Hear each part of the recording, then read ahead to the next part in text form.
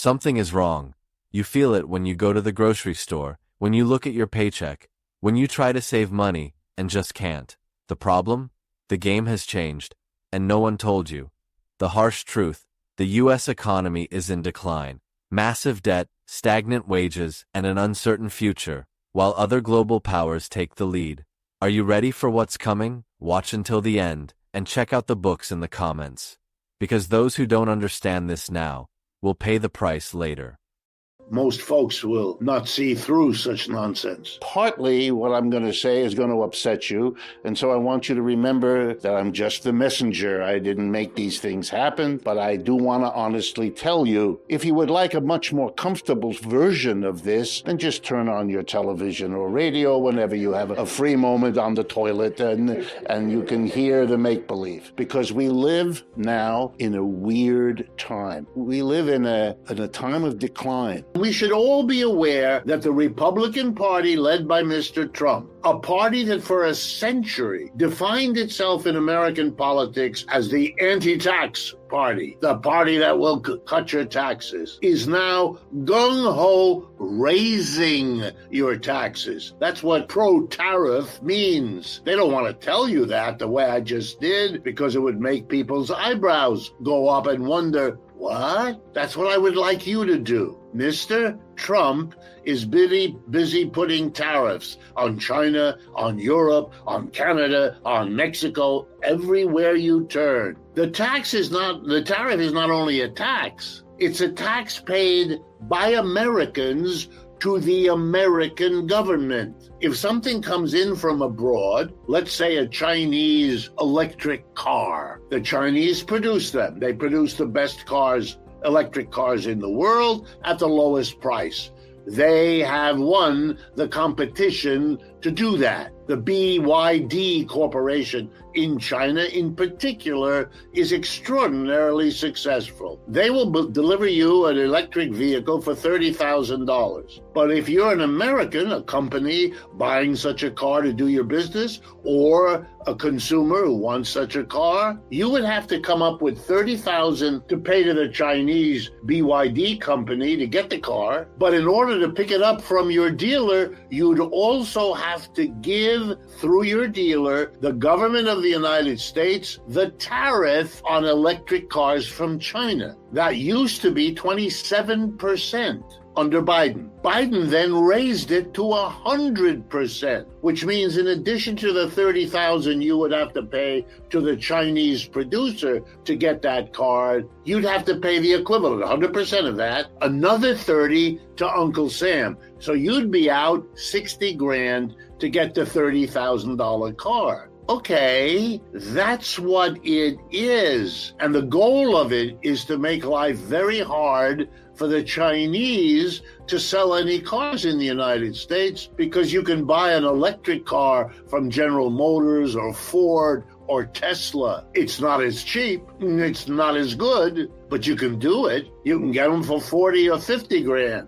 More than you'd have to pay if you could buy the better car from China, but less than you'd have to pay. And so if you go around America right now, you don't see any BYD cars or trucks. If you go to Europe right now, as I'm speaking to you, they're all over the place. Let me tell you, if you put a tariff on Europe, which is what Trump is hinting at, we don't know whether he'll really do it. Many of the things he says, he never does. But if he puts a tariff on Europe, it will mean that Europe will discover that America, its major market in the world, will buy fewer things because it's too expensive. Because for me to buy such a European thing, once a tariff is attached, I'll have to supplement what I pay for the thing by paying Uncle Sam whatever the tariff is he puts on it. So the Europeans will suffer a loss of their exports, and that will damage their economy. Companies who lose that business will lay off workers in Italy or Germany or Britain or France. And that will, unemployment means they're not paying taxes because they don't earn the income. They are relying on government supports, which for unemployed people are much more generous in Europe than they are in the United States. as they have been for many decades. So this is going to really hurt Europe at a time when they're already suffering. They released this last week, the United States economy grew 2.8%. Their numbers for the year 2024, the Chinese economy, 5%. That's almost double. In other words, the gap is growing. China are already a larger, wealthier economic power than the United States and the G7 combined. Let me drive home that Mr. Trump got into the presidency by being the guy who's nasty, who refers to Mexicans as rapists, who all the things we know about him, being the naughty, being the one who says what others dare not say, whether they're Republicans or Democrats. That's his method of being. That's brought him to the White House. Why expect him to change? He'd have to understand that getting there is a different project from being there. And there's no sign that he has such an idea. Here's how gross it is, because it drives the point home. You all know, everyone watching knows, that in the Los Angeles area, we've had the worst destructive fires, certainly in the history of Los Angeles, but probably in the history of the United States. In order to deal with that, the 5,300-member Los Angeles area fire department didn't have enough people to fight fires that big, that long-lasting, etc. So one of the things they did was to appeal to firefighters outside of the Los Angeles area, not only in the state of California, but in the other states nearby, and not only in the United States, but we appealed to our two neighbors, Canada and Mexico, and they all responded. Canadian and Mexican professional firefighters left their respective countries to help the United States fight a fire. And while they were doing that, the President of the United States, the new president, announced he's going to deport Mexicans into Mexico where there are no jobs for them. He's going to put tariffs on Mexican goods, which means they can't sell them in the United States the way they used to, so they will be laying off people, worsening the unemployment to which the deported immigrants will be added. And of course, if you deport immigrants, you cut back on the flow of remittances, they're called, the portion of the income that an undocumented Mexican earns here in the United States that he or she sends back for their children or their elderly. The response of the United States to the two countries we border with who helped us with the fires is to smash them down. And what's going on now is also typical empire decline. Let me give you the most glaring example. We have a minimum wage, a federal minimum wage, designed to protect the poorest of the poor. And the federal minimum wage in this country is $7.25 an hour. And believe me, if that's what you're paid, you're a poor person. But that's what we have. The last time it was raised by the people who run this country, the U.S. Congress, was in the year 2009. Which means in the last 16 years, and in every one of those 16 years, prices rose in America, which meant that the $7.25 per hour that those poor millions got could afford fewer goods each year. We have, as a nation, savaged the people at the bottom. What kind of country does that? Try. I live in New York City. Try to live in New York City on $7.25 an hour. There'll be so much month at the end of the money that you'll be standing around supplementing your income with a cap in your hand. And what did we do to the people to whom we paid the lowest salary? $7.25. We didn't raise it. Republicans didn't raise it. Democrats didn't raise it.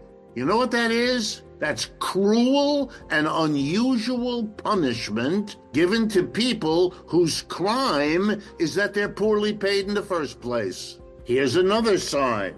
Our real wages have been stagnant for 30 to 40 years. In other words, if you measure, as we do in economics, the average wage in dollars paid to American workers, and you adjust that to the prices they have to pay when they spend their wages, it's been going up somewhere around 0.5% a year. That's called stagnation. That means your wage isn't going anywhere. By the way, in contrast, the average real wages in the People's Republic of China have quadrupled over the same 30 years. If you want to understand why the government in China is secure, why it is powerful, why economic growth there is celebrated, I just gave you the statistic. Their average wage quadrupled.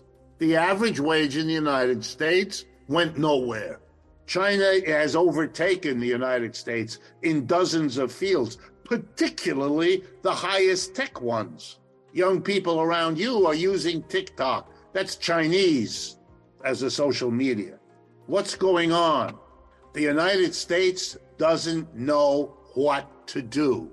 Having not learned the lessons, having not understood what denial means, for a long time, they denied.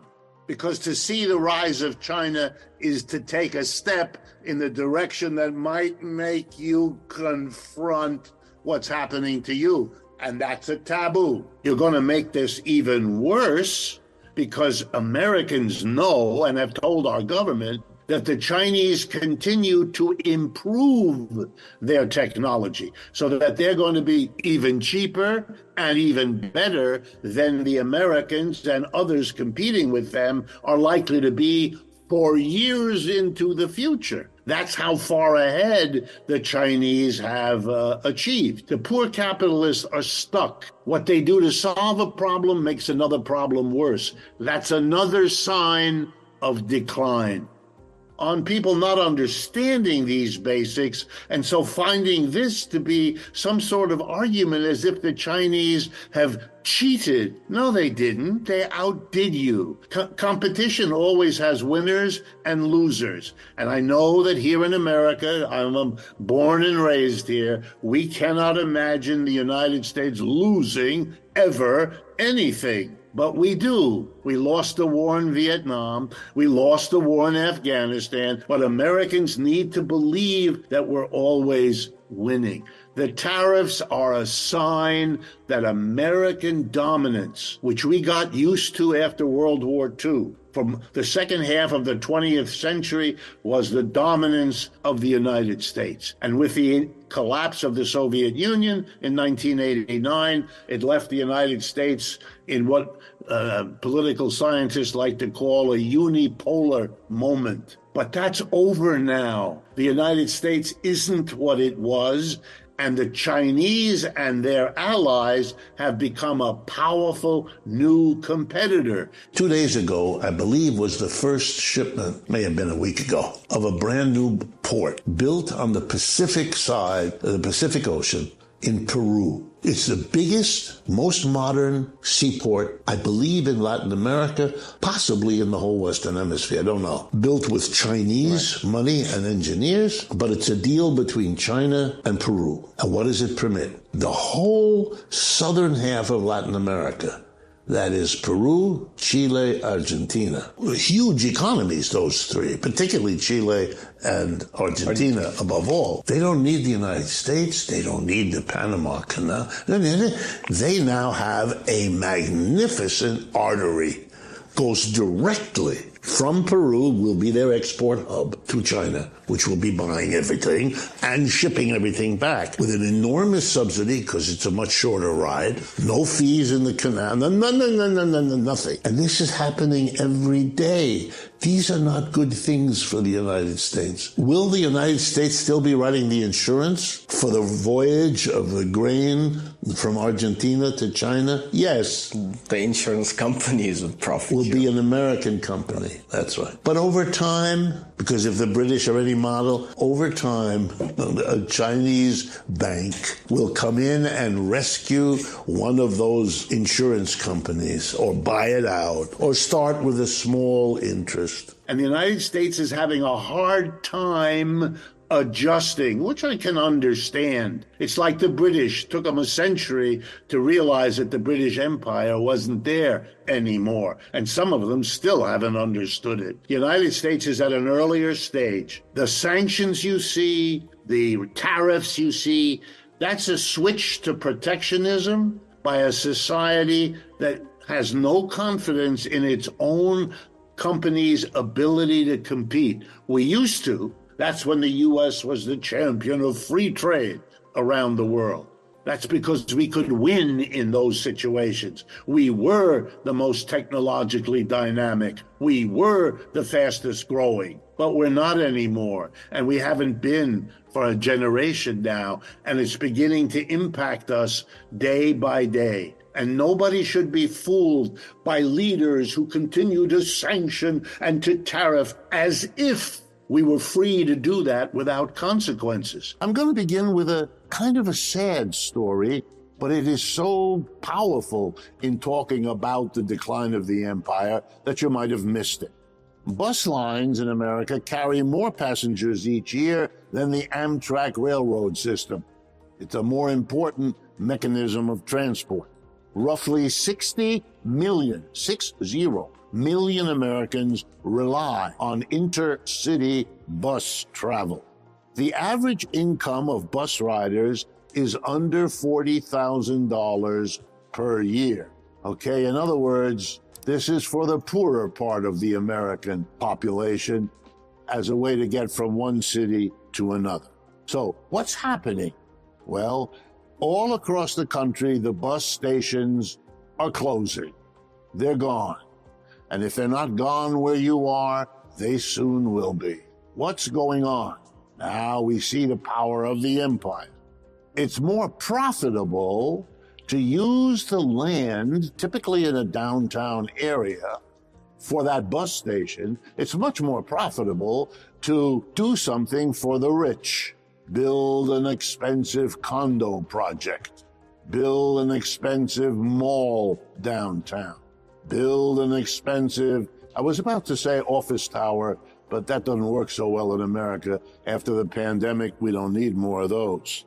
So what's happening is that real estate hustlers figured out a way to make a lot of money, to buy the often run-down bus station location for no other purpose than to tear it to the ground and replace it with something serving who? Well, the profitable people.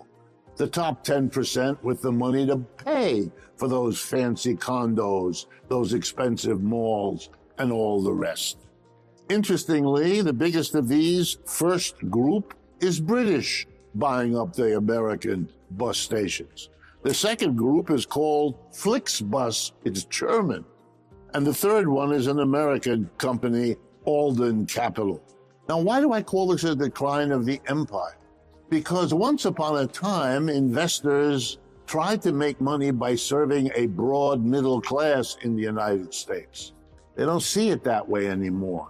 The money to be made is either abroad, which is a lot where they go, or else serving the people who get money from abroad. The empire is no longer strong at home. It can't make as much money at home and abroad as it used to. And so where does it economize? At home. See, the bottom line, when you shake all this out, is that 60 million poorer Americans are going to take a loss here as we readjust the economy to a world in which the United States is not the dominant power it was. And here it is in the story of the bus station. Because you know what? You know where the people using the buses are now waiting for the bus? On the street. No vending machine, no bench, no in from the cold, no in from the heat. The buses are still running. fewer. They're cutting out those that aren't profitable enough. And for those that are left, part of the profit they're going to squeeze out of this declining empire is by not providing you with a bus station. Here in New York City, I used to have to drive on my way to work right by one of the fences along which people, often for hours, had been sitting on their own luggage, waiting for the bus to pick them up.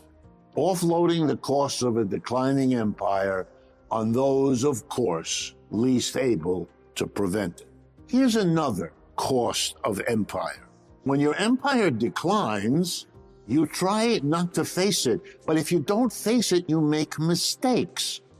You don't understand that your empire isn't as big, as tough, and as powerful as it once was. You didn't want to face the decline.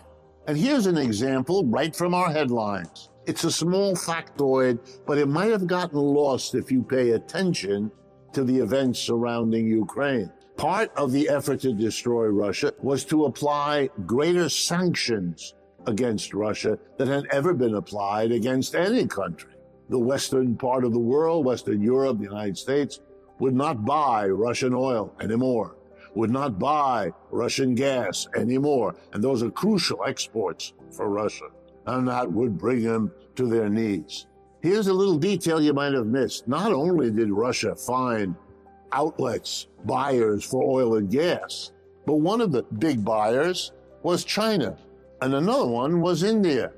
And the deal that was worked out was that they would buy from Russia oil and gas, but they would now also sell to Russia automobiles. The Russians would push back against the hurt they suffered from the sanctions by reorienting their economy to the east. And so Russia stopped buying American cars and European cars and bought instead Chinese cars, huge numbers of them.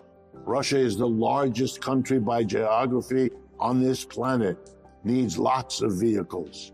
And one result, that the Chinese automobile companies are now the #1 exporter of automobiles in the world. Last year, it was the Japanese. The year before, the #1 exporter was Germany. You know who's out of the picture?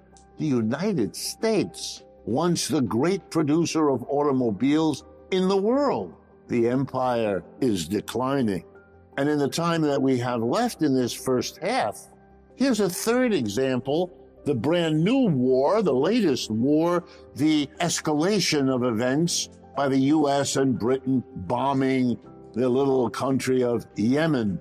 See, it turns out that there are groups, Houthis in that part of the world, who are able to support their fellow Arabs in Gaza by throwing missiles and drones against ships going through the Red Sea.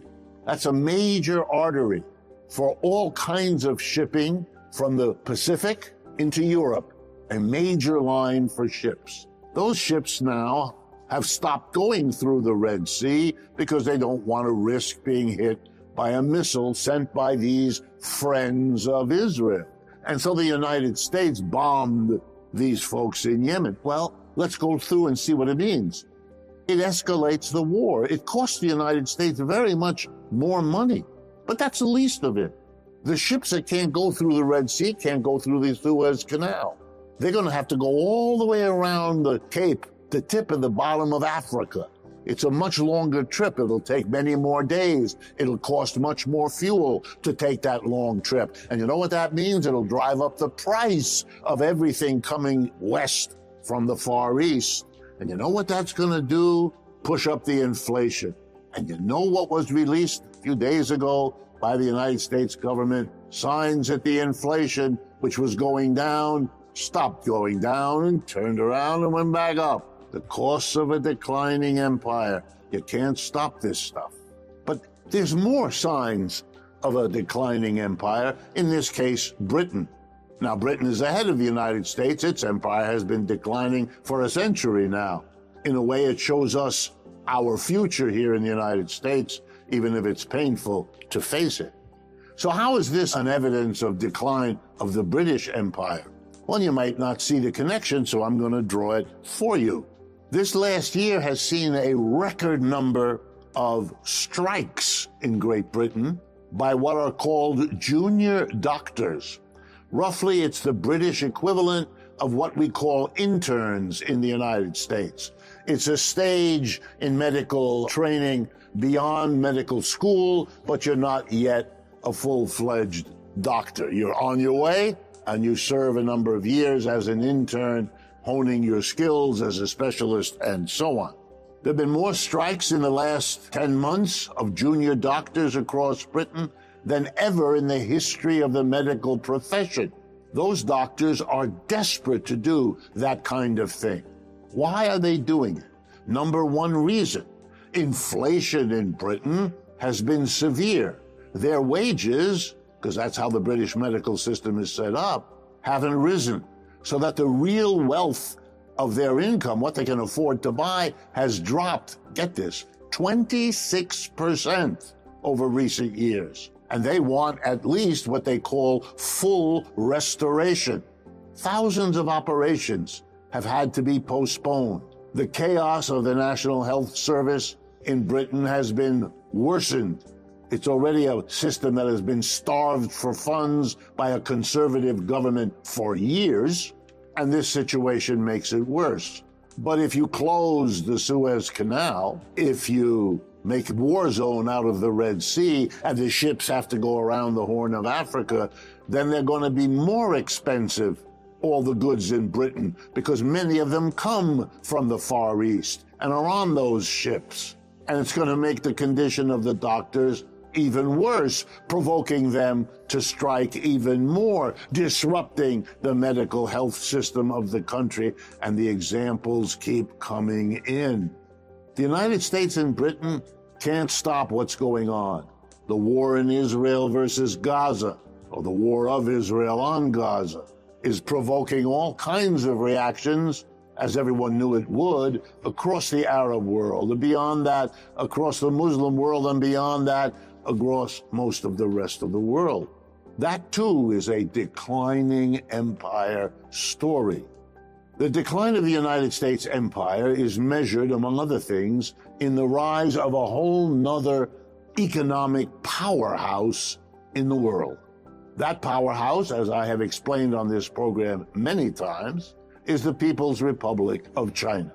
Together with their allies in an association called the BRICS, B-R-I-C-S, it includes now not just China, not just the original other 4 countries, Russia, India, Brazil, and South Africa, but another half dozen beyond that, and there are, from what I understand, 20 or more countries that have applied or indicated their intention of applying.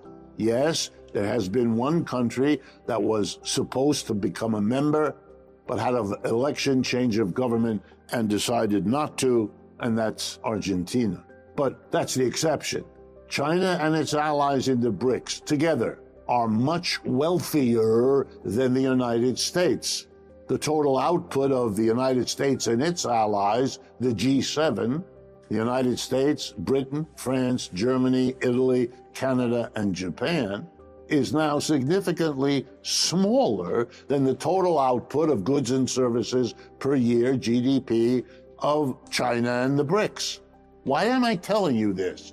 Because the decline of the one relative to the other changes the world. Every country in the world is now rethinking where it goes to borrow money, to get investments, to find buyers for whatever comes out of the produce of that country.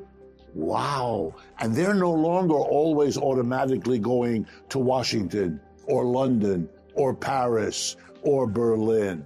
They now have an option. They can go to China or India or fill in the blank. And they're doing it. If you like, you can say they're playing one of the 2 powerhouses against the other. And they're going to go with whoever gives them the better deal. And the richer one who can afford the better deal is now China and the BRICS, and country after country are doing it.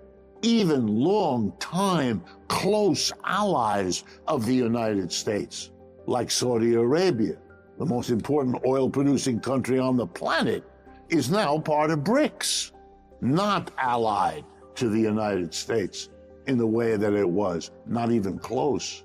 Now we talk about Israel. What has Israel done?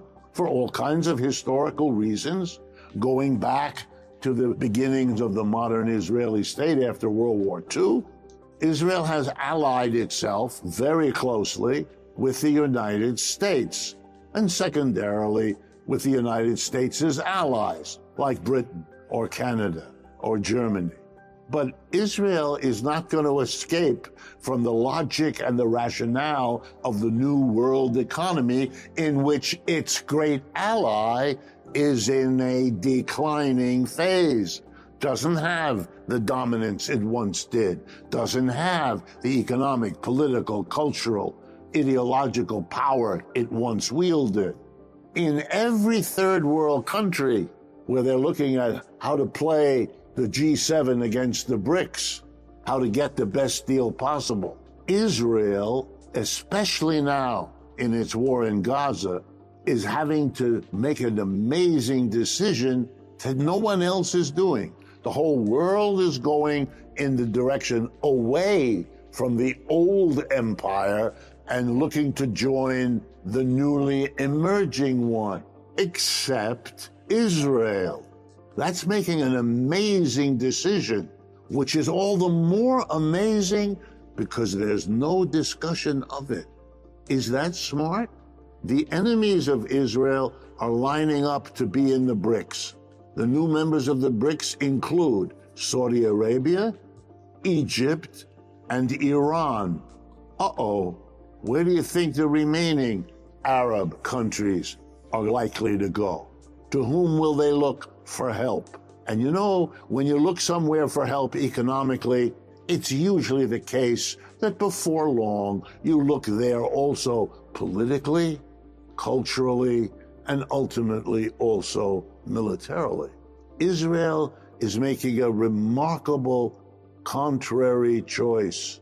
And the fact that they don't talk about it or face it, or that the media don't raise it, is no reason to be blind to it. The decline of the United States is also on evidence in the reverse. The United States, too, is going to have to come to terms with the new economic organization of the world economy. Oh, you can rattle your sabers, put your ships in the South China Sea, make an enormous to-do about Taiwan. We're all watching that. You can try to push that genie back into the bottle, but it never works. It won't work now any more than it was possible for Britain to hold back its ex-colony, the United States, across the 19th century, when the United States not only grew despite efforts of repression from Britain to wars, but it outgrew the British so that now we have the reverse, where once Britain was the powerhouse and the United States was the pipsqueak, it's now exactly the reverse. To pretend that we don't risk that now is foolish. Another evidence of the declining American empire.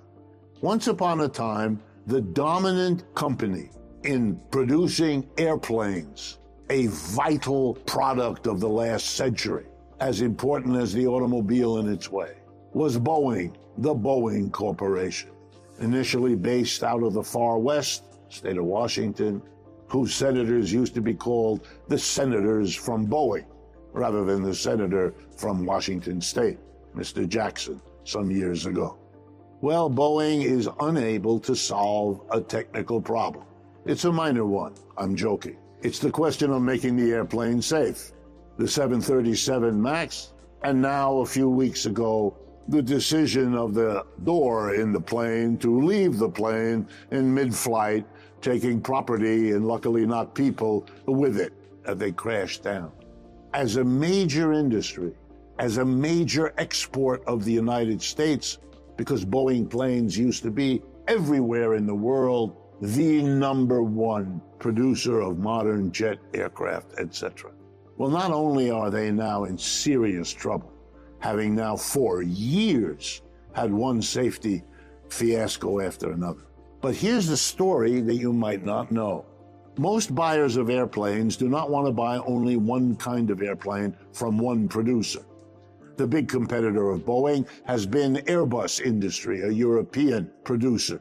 And you want two because if anything goes wrong with one of them, you want to be able to shift if you're an airline company carrying passengers. Boeing can't play that role. There's a new candidate. Yeah, you might have guessed it. It's the Chinese airline producing company, which is waiting in the wings, ready to go, and full of agents around the world offering their plane that hasn't got the safety problems of Boeing. It's relentless the way an empire declines. We have to face it. There is no option other than big mistakes. Here's the most important bottom line for Americans. If you raise the price of the tariff, if you raise the cost of imported goods, whether they are solar panels or semiconductor chips or electric vehicles or any of the other items, if you put a tariff on them, it means everything coming in from abroad costs much more, which allows the American competitors to charge more than they could have ever gotten away with if they had had to compete. And if everybody does that, you know what that contributes to? Inflation. We're supposed to be a nation worried about inflation.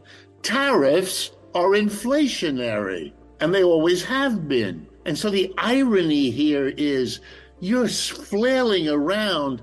This is mostly political posturing. Look, the inflation is pricing people out of the supermarket, out of the department store across America.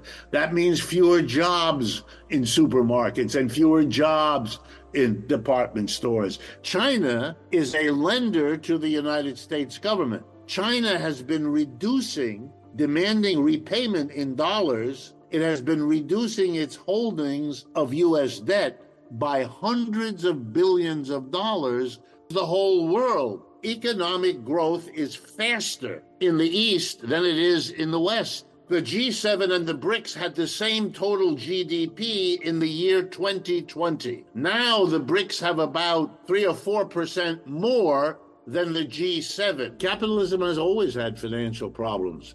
The way the system works produces financial problems.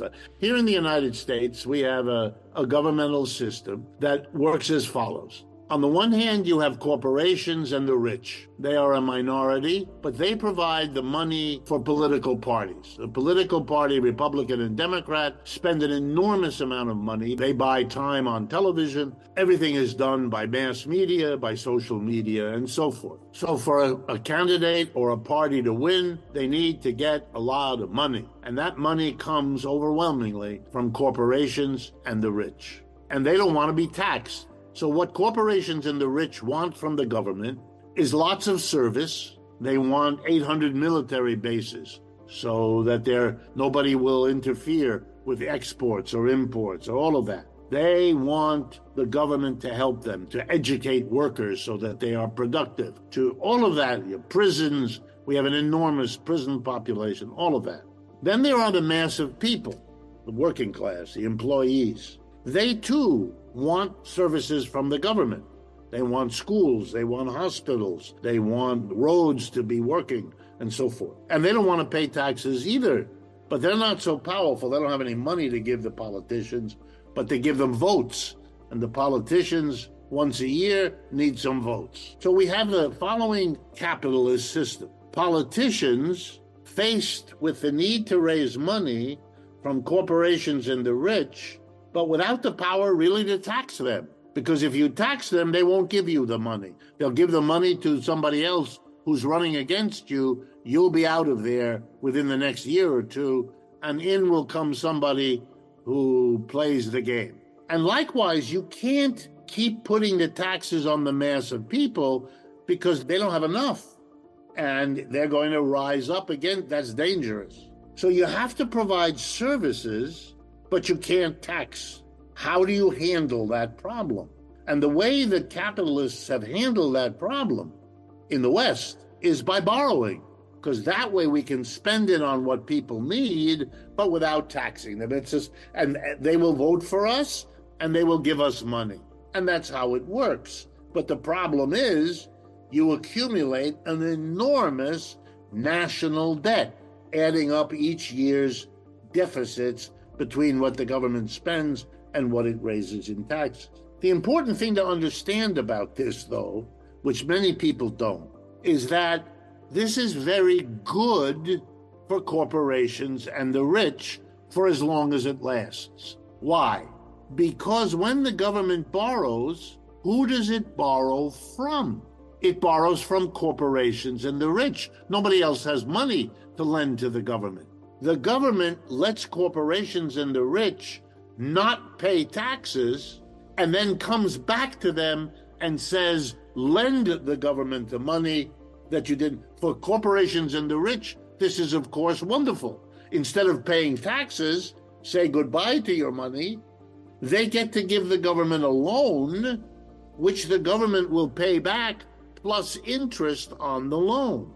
So for corporations and the rich, going ever deeper into debt is perfectly acceptable, which is why corporations and the rich are now permitting, here in the United States, we run deficits in the trillions of US dollars every year, like this year. And corporations and the rich, they worry only because at a certain point, when you borrow more and more, you run the risk that some of the lenders, the very corporations and the rich, will decide it is too risky. You are so in debt that there may be an uprising from the people which will say you cannot repay the debt. You have to take care of us first. Now, China is a lender to the United States government.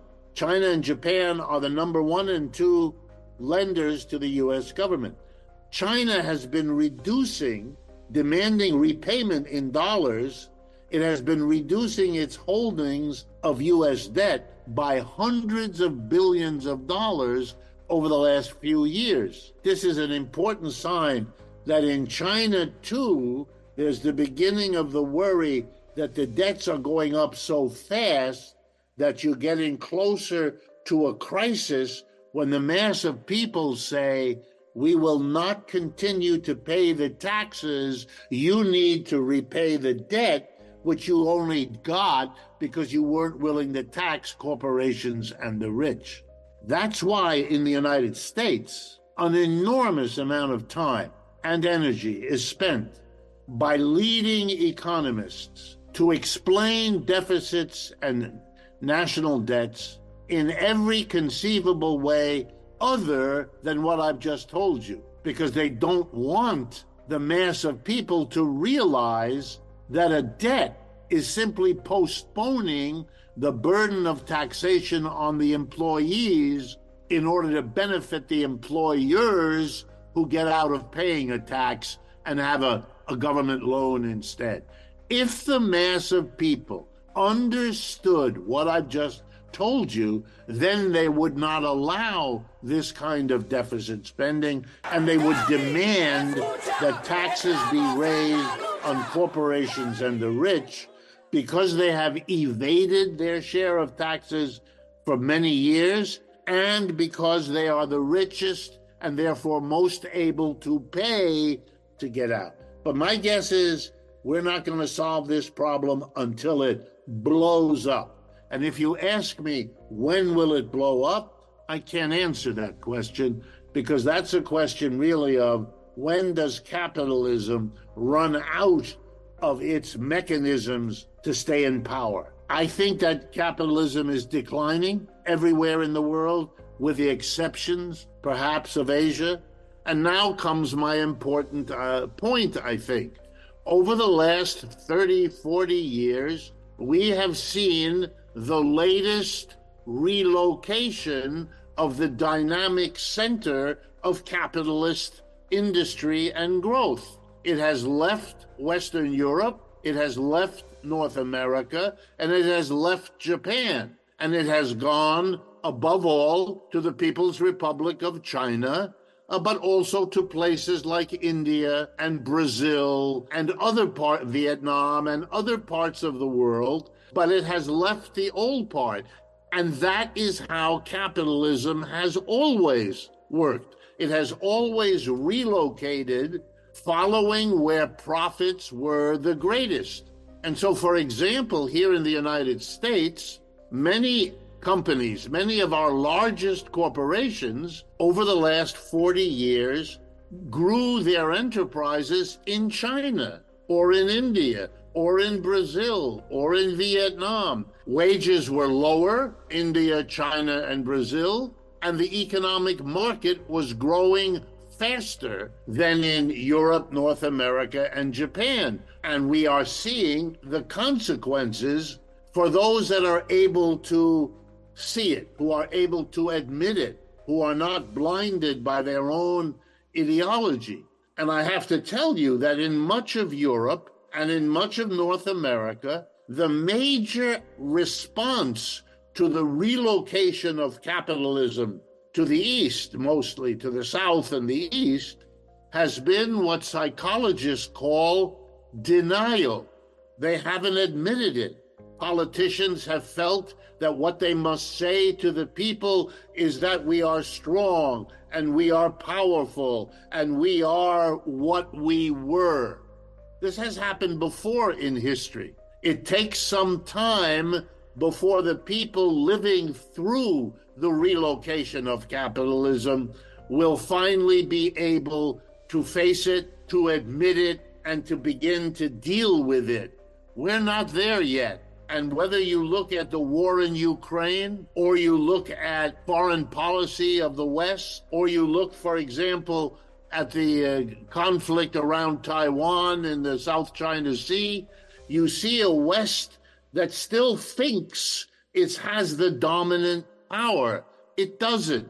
And the statistic I use to drive this point home to people is that if you look at the GDP, the gross domestic product, which measures the total output of goods and services in 1 year, if you look at the total GDP of the United States and its major allies, the G7, United States, Canada, Japan, Britain, France, Germany, and Italy, it is significantly less right now than the GDP of China and its allies in the BRICS, BRICA, that other new alliance.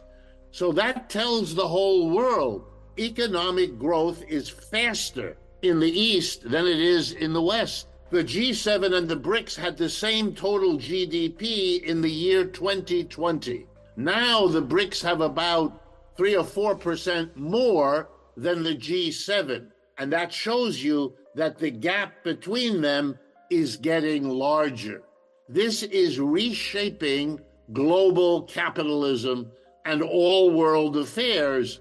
We are living through that, but I think the important thing is to realize that this is what's going on, to understand that every country in the world, your country, my country, all are now rethinking their foreign policies, their place in the world, the future of their industries, because the economic situation of the world economy is changing so dramatically.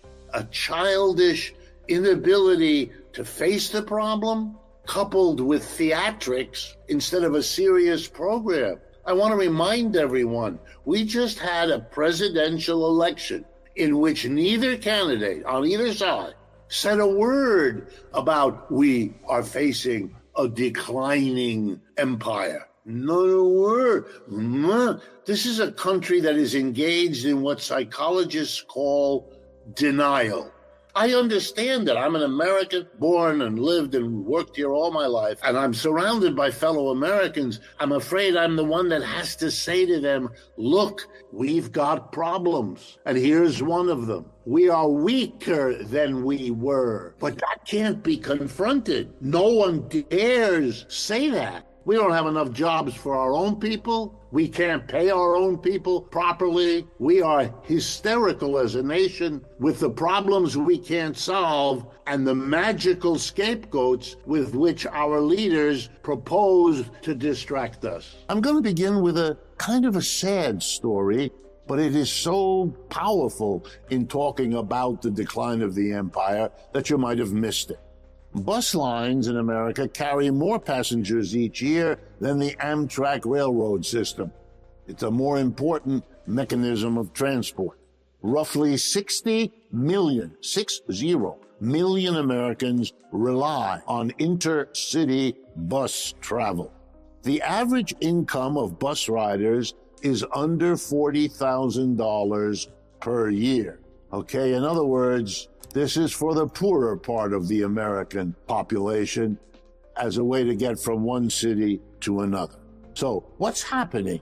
Well, all across the country, the bus stations are closing. They're gone. And if they're not gone where you are, they soon will be. What's going on? Now we see the power of the empire. It's more profitable to use the land, typically in a downtown area, for that bus station. It's much more profitable to do something for the rich. Build an expensive condo project. Build an expensive mall downtown. Build an expensive, I was about to say office tower, but that doesn't work so well in America. After the pandemic, we don't need more of those. So what's happening is that real estate hustlers figured out a way to make a lot of money, to buy the often run-down bus station location for no other purpose than to tear it to the ground and replace it with something serving who? Well, the profitable people. The top 10% with the money to pay for those fancy condos, those expensive malls, and all the rest. This is all signs. You'd have to be really blind or desperate not to see all that's going on. This is a generation of Americans who don't believe that their children are going to have a higher standard of living than they do. More and more of the money you and I pay in taxes in the United States is not going to give us a useful service. It's going to pay off whoever lent money to the government. The United States is in a declining position in the world economy. You could pretend it wasn't there. You could deny it, but it's getting harder and harder as these tariffs and sanctions all show. When I was growing up in the United States, that was assumed to be somehow the magic benefit of being an American. Each generation would live better. You will live better than your parents. They lived better than your grandparents, etc., etc., etc. It was just built into what came to be called American exceptionalism. It was nothing exceptional at all. It was that profits were better here for all kinds of reasons, and capital came here. And when profits became better somewhere else, capital left. We are hysterical as a nation with the problems we can't solve and the magical scapegoats with which our leaders propose to distract us. Well, the United States at this point is stuck on its own history. It can't adjust.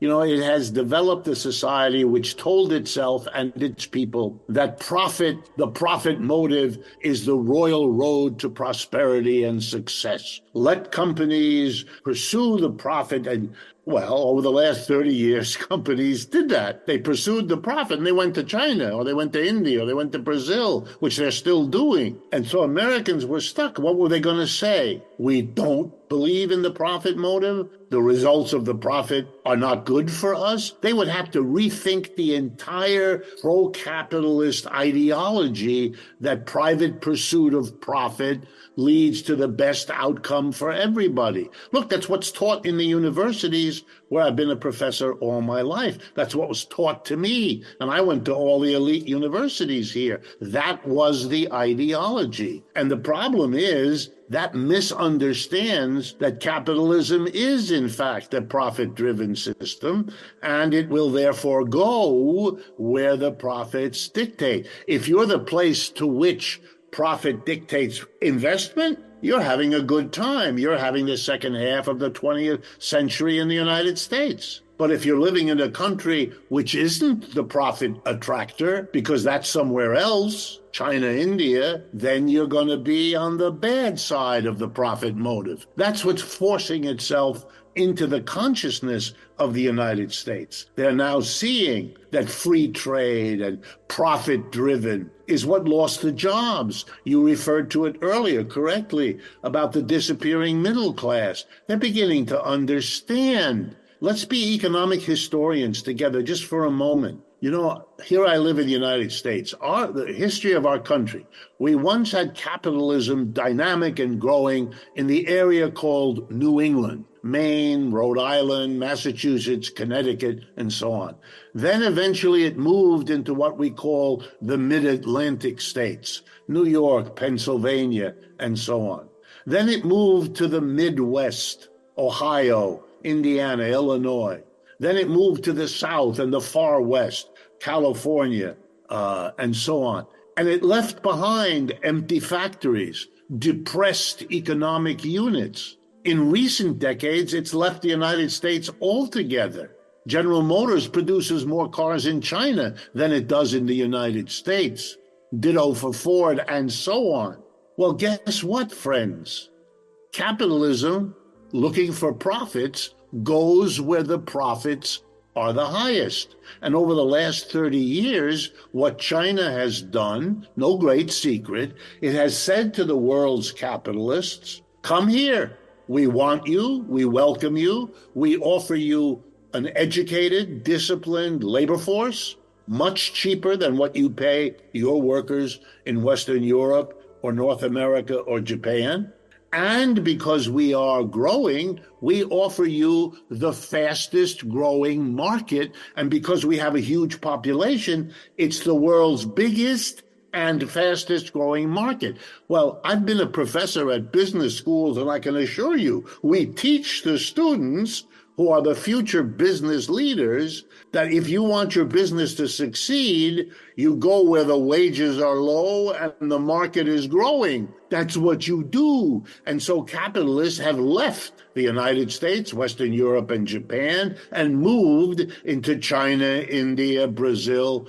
If you don't like that, if it depresses you about what that means, that all of America is now experiencing the decline that New England and Mid-Atlantic experienced half a century ago, then the problem for you is capitalism, not this or that detail. It's a system that goes to where the profits are, and the profits are not here unless you create them artificially.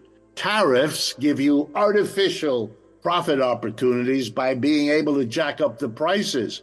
But that's called an inflation, has other very negative consequences.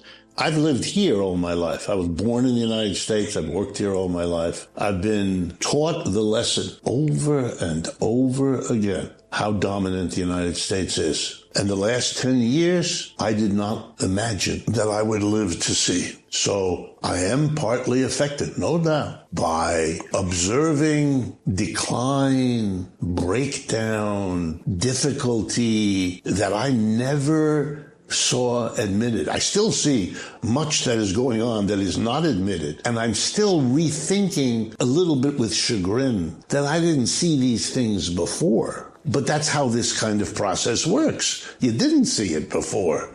It takes the next step, then you revalue your past in the light of the changes of the present. So you and I may not, I don't know, we'll see how far apart we are.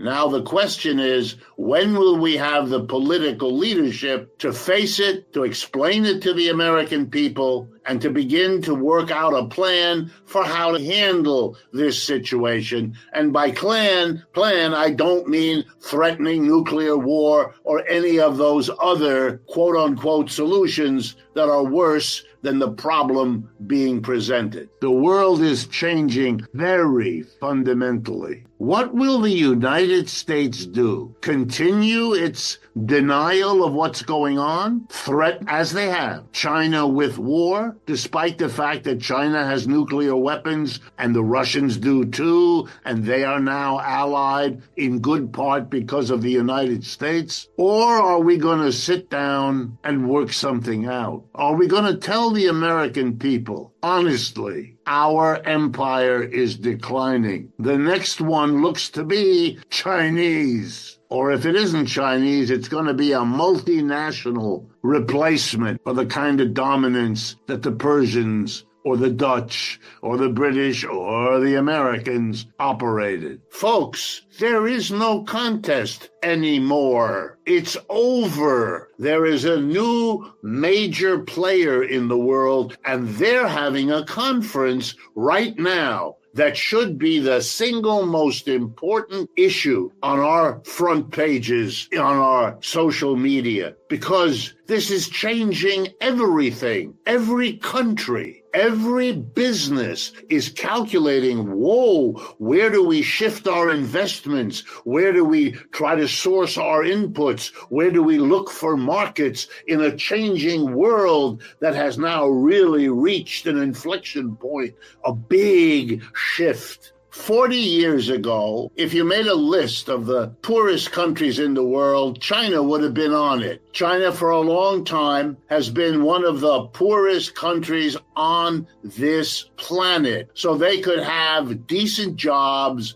decent incomes, provide education, healthcare, and decent housing for their families, for their communities, and for their nation. And 40 years ago, if you had talked to the leaders of any of the countries in Asia, Africa, and Latin America, they would have told you that's their top priority. Well, 40 years later, I'm going to tell you the results. Far and away, the most successful poor country to overcome its poverty has been the People's Republic of China. That's the reality. For most of the last 40 years, their economy grew at about 6 to 9%. Their GDP, gross domestic product, a rough measure of the total output of goods and services, it grew 6 to 9% per year. What we know about the history of every other empire that also grew, was powerful, and then died was that the ride up as you're growing is a lot more fun and pleasant than the ride down when you're dying.